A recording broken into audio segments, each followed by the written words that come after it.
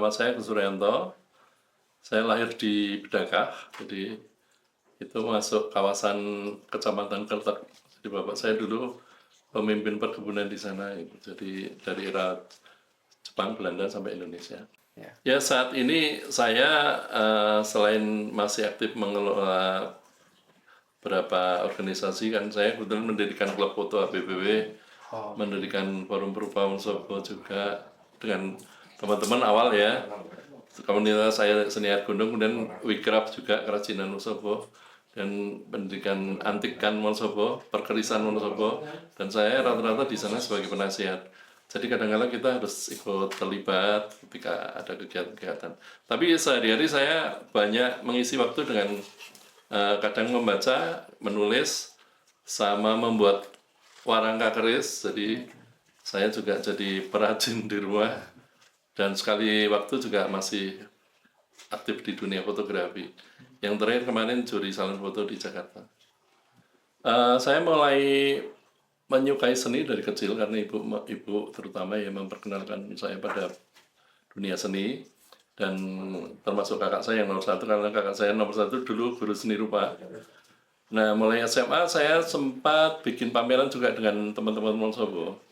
Salah satunya ada Mas Tono, ada beberapa teman-teman waktu itu ya, Mas Yono, Mas, dan yang lain-lain, Pak Sugeng. Nah, setelah itu saya kemudian mendaftarkan diri di ISI Yogyakarta. Saya keterima di program studi seni grafis, jurusan seni murni, Fakultas Seni Rupa dan Desain di ISI tahun 1987. Nah, di sana saya selain mempelajari seni rupa karena itu bagian dari tugas, saya juga memperdalam dunia fotografi karena fotografi itu bagian dari materi yang diajarkan. Dan selama 19 tahun saya banyak berkiprah di dunia fotografi di Jogja, terutama untuk pemotretan katalog-katalog pameran, bantu-bantu teman-teman perupa Jogja gitu. Makanya kemudian saya dekat dengan banyak perupa juga, selain sebagian karena satu angkatan, sebagian juga karena dulu sering saya bantu untuk persiapan pameran dan sebagainya. Nah, setelah itu saya pulang mendirikan klub foto juga di Wonosobo, dan mulai aktif membina seni rupa di Wonosobo juga. Jadi kalau seni rupa air gunung itu berkiprah kira-kira sekitar tahun 2005 mulai. Tapi sebelum itu, sebenarnya jauh sebelum itu, saya pernah membawa rombongan Wonosobo juga kumpulan pelukis kaca yang namanya komunitasnya Jidor Porah gitu. Kita pameran di Bentara Budaya Jogja, dan banyak karya-karya teman-teman yang dikoleksi seperti Mas Jadu, Mas Butet itu mereka sudah punya karyanya teman-teman. Mas Agus Leonardos, fotografer itu banyak, dan sebagian kemudian diangkat juga pameran di Bentara Budaya Jakarta. Nah, kemudian kembali ya ke seni rupa komunitas seni air gunung itu awalnya kita pameran bersama. Jadi saya pernah mengadakan pameran bersama seniman Jogja dan Wonosobo. Waktu itu ada Mas Sape, Mas Sidek, dan sebagainya. Tapi memang kebanyakan yang di Wonosobo yang ikut teman-teman Kertek waktu itu. Karena yang mau kasih support itu, yang paling support waktu itu teman-teman Kertek. Dan di dalamnya ada Uki juga ya. Nah, di sana mulai saya pertama kali melihat karyanya Uki ini, dan saya lihat dia bakatnya bagus. Kemudian saya tawarkan, gimana kalau saya kelola, saya manage, tapi kita belajar bareng lah, dan ikut metode saya gitu, Jadi mulai saya perkenalkan karya-karya konseptual, terus teknis-teknis yang dulu saya pelajari di ISI, basic seni grafis itu dengan seni lukis kan sama, karena memang sama-sama seni murni ya, basicnya sama persis. Bedanya kalau seni grafis itu membuat karya fine art dengan media cetak, sedangkan lukis dengan ya painting, oil painting, ataupun media yang lain ya, cat air dan sebagainya. Nah, media gores ya intinya. Nah, dan Dewi setuju waktu itu. Kemudian saya mulai ajak juga sering nonton pameran, itu membuka mindset dan membuka wacana untuk memahami karya-karya konseptual, dan mulai saya ajak banyak baca buku. Karena tidak bisa mindset berubah tiba-tiba gitu, nggak bisa. Kan dulu-dulu kan banyak teman-teman masih yang gambarnya rata-rata masih gambar macan, gambar apa bunga, Dalam pemandangan masih ya, realis, ya realis murni, terus konsepnya sederhana gitu. Nah kalau kita mau keluar, mau nggak mau memang harus berubah, karena di dunia luar perkembangannya memang pesat sekali.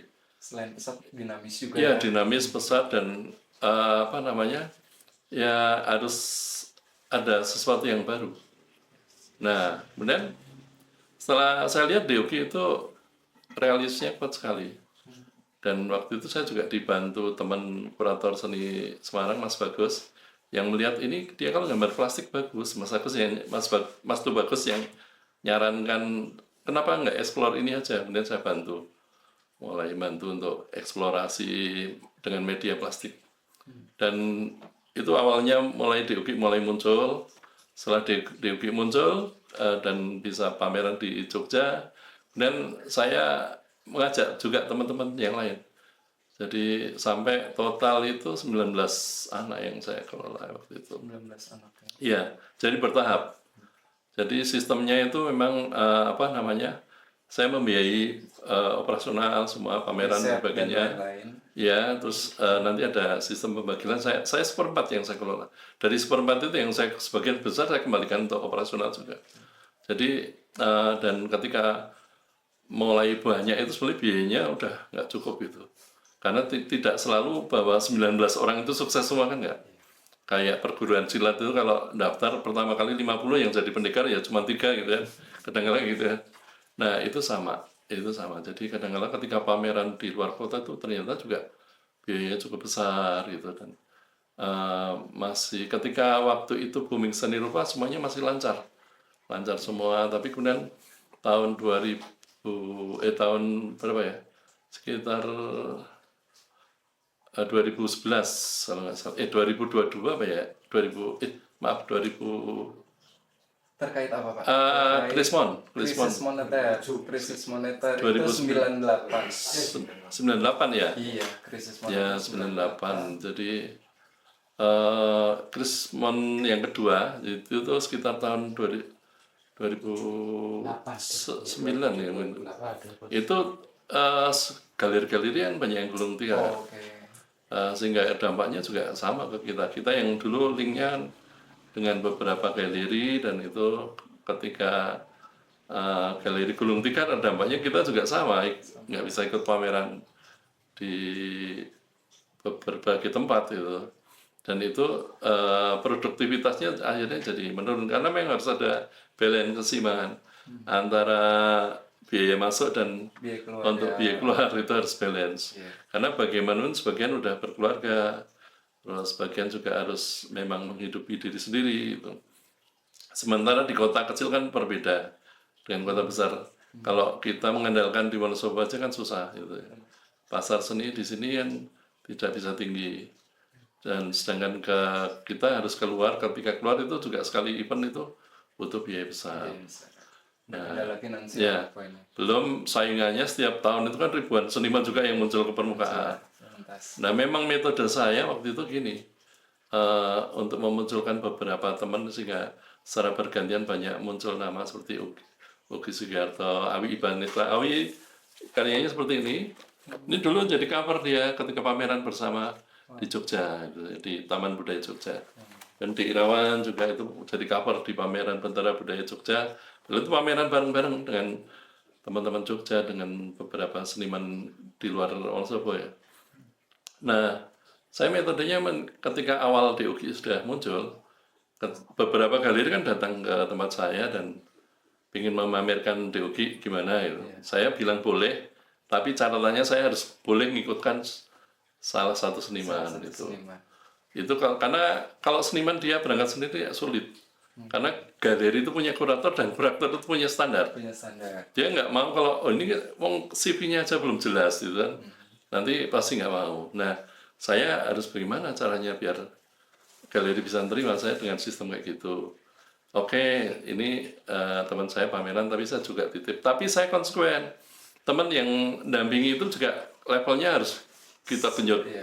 Di drill dulu sampai levelnya naik, sampai levelnya dengan DUGI itu imbang, sehingga tidak merugikan galeri.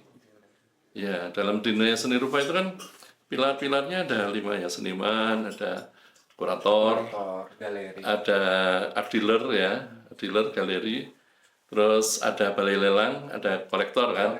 Dan ini kan semuanya punya peran sendiri-sendiri. Kadang-kala yang bikin hancur itu kan ketika seniman juga pengen jadi kurator, pengen jadi pemasar gitu. Itu akhirnya nggak profesional. Akhirnya kualitas karyanya juga nggak bagus. Apa namanya, pemasarannya juga nggak maksimal dan sebagainya.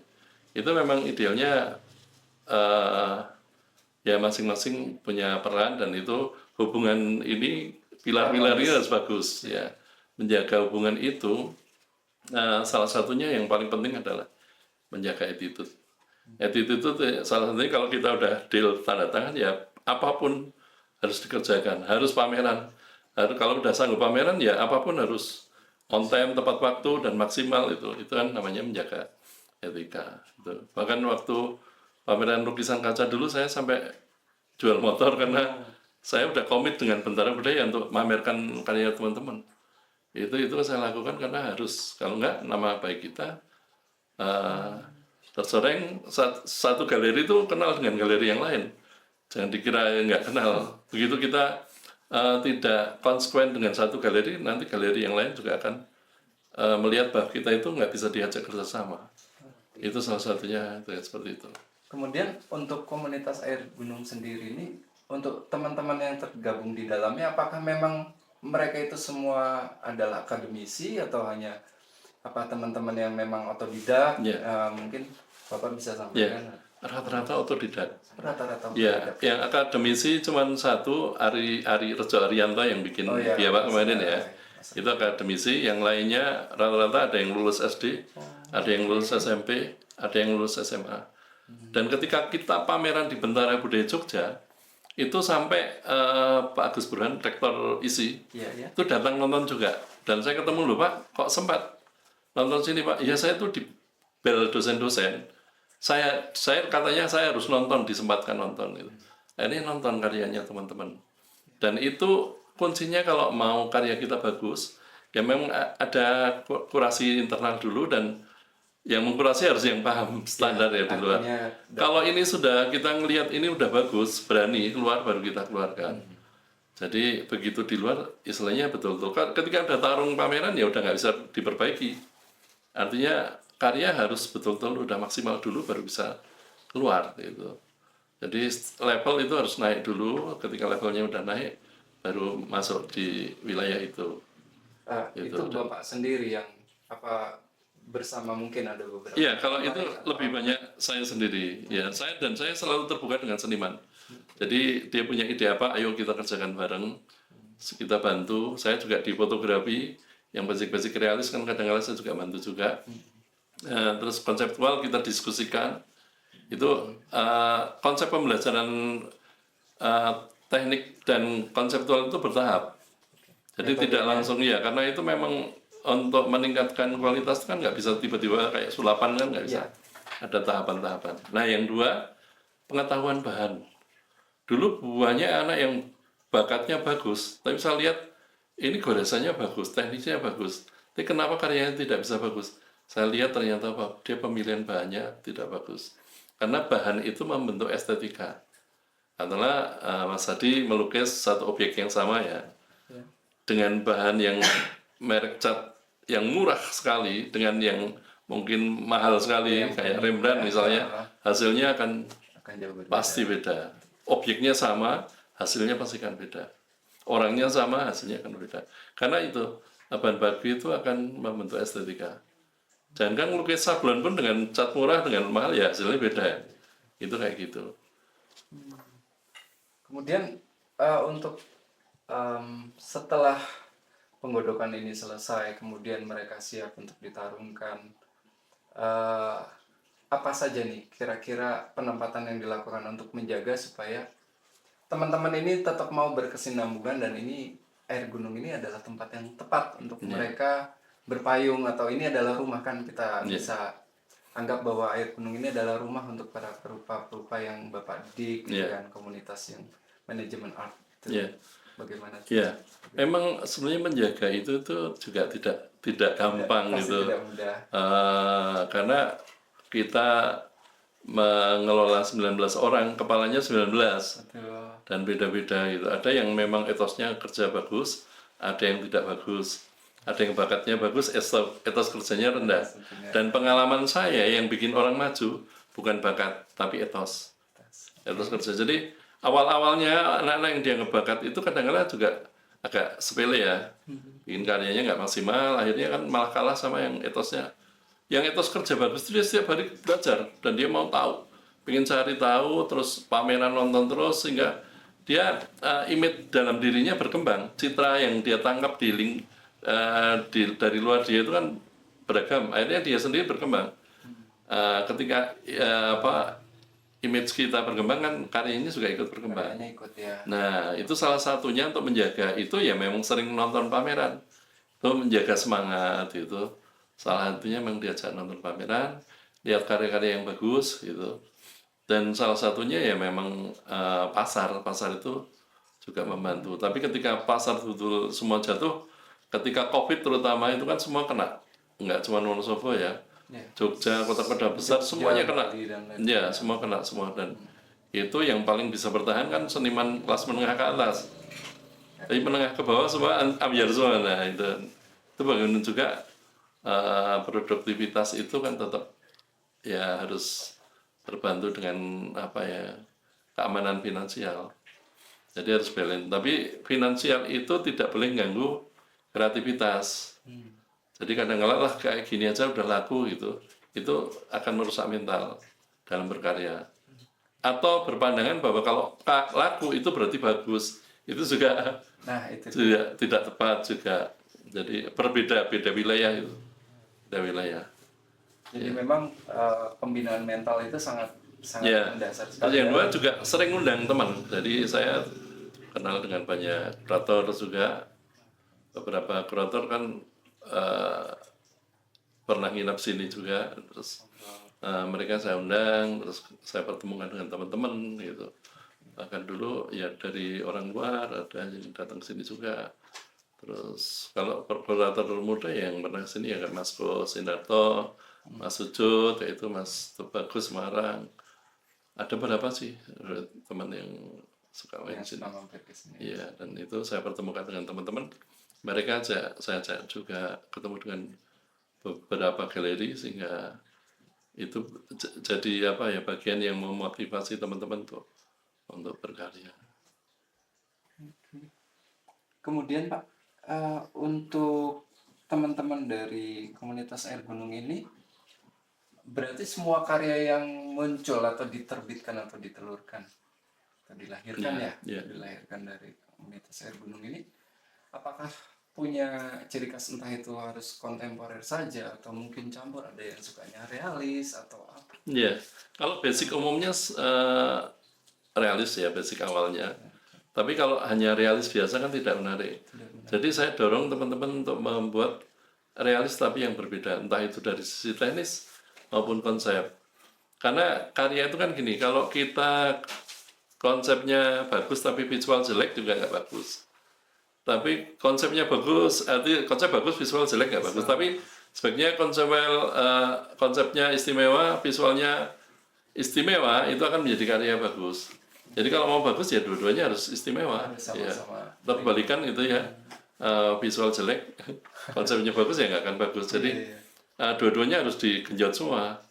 Nah kalau konsep kan harus belajar, banyak baca buku, banyak membaca situasi perkembangan ekonomi, sosial, budaya, harus update berita dan sebagainya.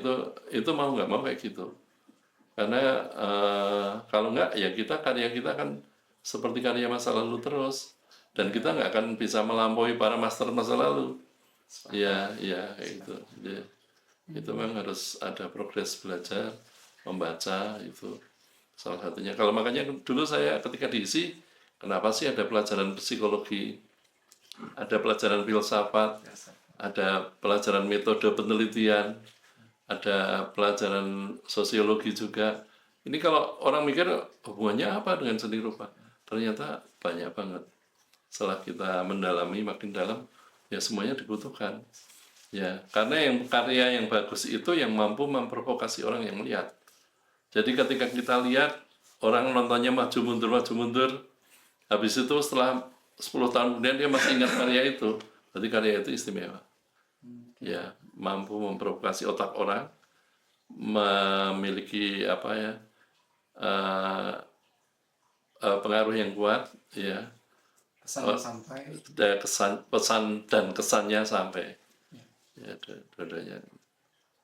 Jadi memang karya-karyanya itu tidak selalu harus yang realis saja, mungkin bisa jadi ada kontemporer. Iya, tidak. Jadi semua anak itu kan punya potensi. Makanya benar saya lihat ketika awal-awal teman-teman belajar di sini, saya lihat ini kalau gambar realis orang kok nggak bagus.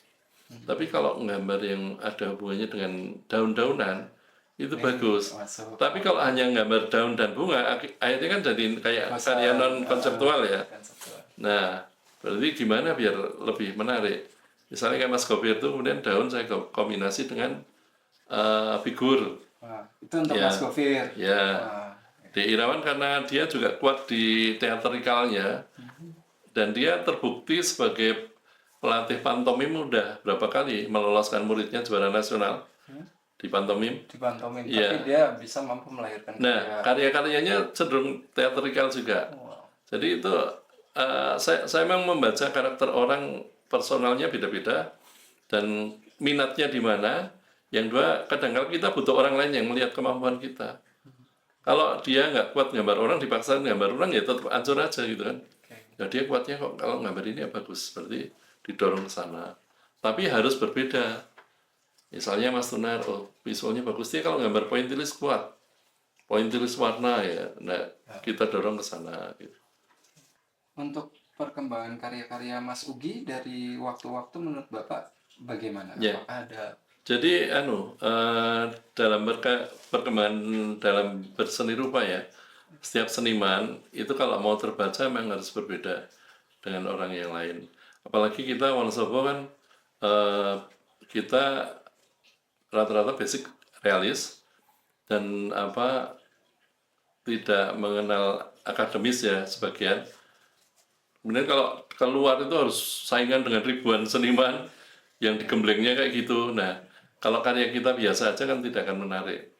Salah satunya dan saya dorong setiap teman itu punya karakter. Salah satunya Deuki itu kemudian explore dengan plastik kontemporer dan itu terbaca menjadi sebuah karya yang baru dan eksplorasi lagi dengan lumpur-lumpur dan itu juga menghasilkan karya-karya yang belum pernah terlihat gitu selama ini di luar, termasuk batiknya Awi itu kan itu dulu nggak pernah ada. Style-style karyanya Gofir nggak pernah ada. Jadi cara-cara agar kita bisa terbaca dalam dunia seni rupa salah satunya menghasilkan karya yang berbeda. Nah, Deuki sendiri sekarang udah perkembangannya udah sering berapa kali pameran di luar negeri dan itu menurut saya perkembangan yang positif. Itu. Misalnya Arianto halftone-nya bagus, dulu realis ya, halftone-nya bagus sekali dia. Ya kita dorong ke sana juga. atau naifnya Ya, mungkin ya. Kalau sekarang naif sekarang. Ya. Bergeser kalau dulu realis. Tapi karya-karya terbarunya udah beda. Ya beda. Gitu. Kemudian kayak karyanya juga Mas Gofir itu lebih ke kemana ya Pak ya? Ya pola-pola kayak dia menggunakan banyak daun-daun untuk membentuk figur ya. Tentang karyanya Mas Gofir ini umumnya bisa dipaparkan sedikit. Ya dia banyak membuat figur-figur tapi dengan dikombin dengan berbagai kekayaan hayati alam kayak terutama kayak daun-daunan dan sebagainya. Jadi lebih kuat di visualnya sebenarnya. Kalau secara konseptual terlalu sederhana sekali dan kita nggak bisa memaksakan setiap seniman itu harus konsepnya kuat gitu karena memang semuanya juga ada yang belajar di visualnya cepat tapi di konsepnya lambat atau kebalikannya di konsepnya dia berkembang besar tapi visualnya lambat gitu ya tidak sama ya problemnya. Mungkin lebih mirip ke naturalisme. Iya dia lebih seperti itu jadi mungkin ya realis kontemporer atau mungkin ya Kemudian harapannya nih Pak, harapannya untuk perkembangan seni lukis di Wonosobo. Ya. Kemudian bagaimana caranya komunitas air gunung ini akan menghadapi tantangan ke depannya, mungkin monggo silakan dipaparkan. Kalau saya berharap peta seni rupa Wonosobo itu bisa berkembang dengan baik dan bisa bersaing dengan beberapa komunitas di luar dalam artian positif ya. Artinya secara peta jadi terbaca gitu, oh seni rupa Wonosobo itu ternyata juga punya peran gitu kan. Dan itu tidak mudah karena harus mau nggak mau harus belajar terus dan melihat ke depan dan harus berpikiran terbuka. Seperti gelas itu kalau sudah ditutup rapat, diisi air 1 dram ya nggak akan masuk kan. Nah kita harus sering berani membuka tutup agar bisa terisi. Dan yang kedua berani merubah diri, berani. Kalau pemikiran lama kan seolah-olah orang yang mencari style baru atau gaya baru dianggap tidak punya kepribadian, itu sudah pemikiran lama. Kalau seni rupa kan udah berkembang pesat, sementara di luar udah 3 dimensi, sudah dengan berbagai media gitu, udah mix media dan sebagainya.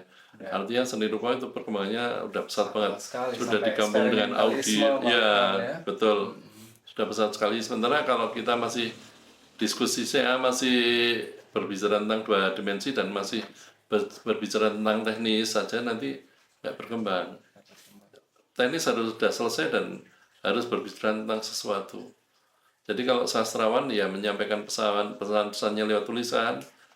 Kalau fotografer lewat karya foto itu menyampaikan narasinya. Sebagai pelukis harus mampu menyampaikan narasi dengan lukisannya.